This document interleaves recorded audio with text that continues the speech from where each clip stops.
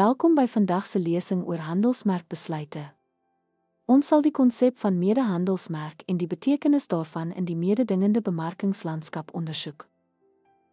Medehandelsmerkontwikkeling is 'n gesamentlike bemarkingspoging tussen 2 of meer handelsmerke om gesamentlik 'n produk, diens of veldtog te ontwikkel. Dit benut elke vennoot se sterkpunte vir wederwysige voordeel. Een belangrike voordeel van medehandelsmerk is uitgebreide bereik. Deur kliëntebasisse te kombineer, kan handelsmerke 'n wyeer gehoor bereik, soos 'n sportdraghandelsmerk wat met 'n fiksheidsap saamwerk. Verbeterde geloofwaardigheid is nog 'n voordeel.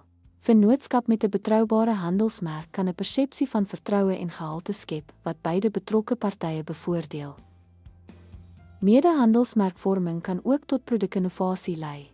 Byvoorbeeld 'n sportmotorvervaardiger wat saamwerk met 'n luukse klankhandelsmerk om 'n unieke voertuig met 'n premium klankstelsel te skep. Koste-effektiwiteit is 'n beduidende voordeel.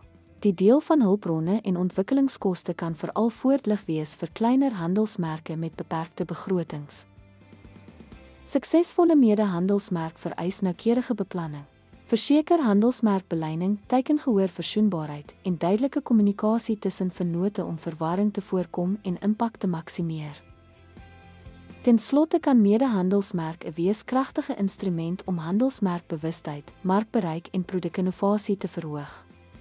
Kies die regte vennoot en beplan deeglik vir suksesvolle samewerking.